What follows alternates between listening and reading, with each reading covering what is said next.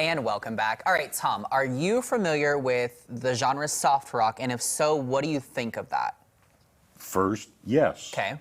I mean, that's part of a lot of our lives, and I enjoy it. You know, there are certain times that soft rock lends itself to your environment or what you're doing or whom you might be with. Yes. Okay. Well, before we go any further on this conversation, check out this teaser for Paramount Plus original Sometimes When We Touch: The Reign, Ruin, and Resurrection of Soft Rock. Take a look.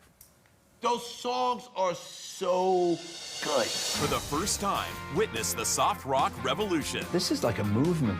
Don't miss the 3-part documentary event that goes behind the reign. They're not afraid to sing about their feelings. The ruin. Hippies were out, anger was in. The whole genre started to cave in on itself. And the resurrection of soft rock. There's a reason those songs are still here 50 years later. They tend to stand the test of time. Sometimes When We Touch. Streaming January 3rd exclusively on Paramount Plus. Okay, so as mentioned, this is a 3-part docuseries on Paramount Plus. Good. I watched all 3 parts last night. I started it not knowing how I would feel about it, and I was very, very intrigued from the jump. So the beauty of this is that I feel like soft rock is this very kind of like arbitrary genre in a lot of ways. Like, people have never really fully known how to define it, but there's been this very interesting timeline, if you will, over I mean, starting in the 70s till really now, like literally today. And so it's funny because in the 70s, you know, you had these new styling of songs emerge. Like you know, popular ones then that are still big now would be stuff like Tiny Dancer, or Baby Come Back, and the Escape the Pina Colada song. You know, like all those all those would technically fall into the soft rock genre, right? And it had this amazing kind of impact on culture as a whole. As you know, in the docuseries they talk about it even had this big impact on like the way society viewed masculinity for a while, because it was like prior to this soft rock genre coming to the limelight, you know, it was very like, oh, everyone had to be very macho and very like intense, and we couldn't show emotion and all these things. And this genre and these new songs that were emerging kind of evoked that a little bit. There was more emotion brought out, more vulnerability. And you know, the lyrics were a lot more about love, and this is when we saw the Carpenters come to light, and Captain and Tennille, and you know, just all these super interesting bands, and it literally changed music forever.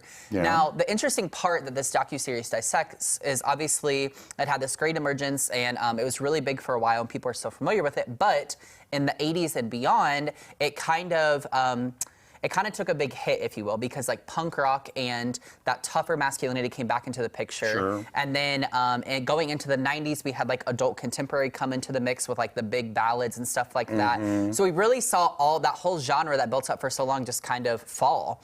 But now, 2000s, early 2000s to today, because of you know, more satirical stuff like films and also SNL, as well as like the emergence of TikTok and all these other things, these songs that were big in the soft rock genre and back in the 70s are just as big today.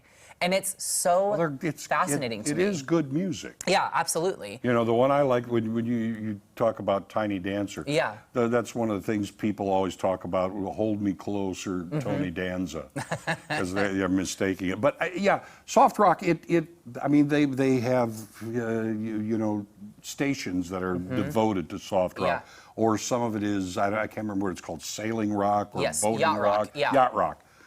Yacht rock. But yeah, so it does make a resurgence. It's sampled in other, you know, other types of music.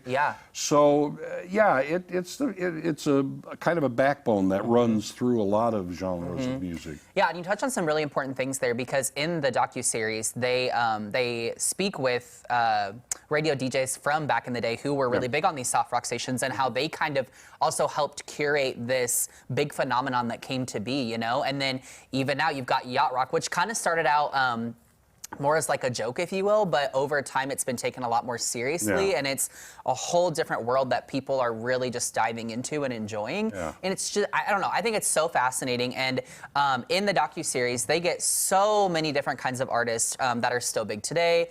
You hear directly from Tennille from Captain and Tennille, and so like her whole take on that, and how her and Captain were creating this wonderful music, and they had this show together, but then behind the scenes it was very like loveless marriage, and there really wasn't a lot there. You just like, this whole this whole like genre created so much for pop culture and for our society that is just, I think, really important to know. The first group I think of when you talk about soft rock, and it's kind of a blend of other things too, would have been the Eagles. And, you know, they started back when, but they're still popular. Absolutely. They still grow.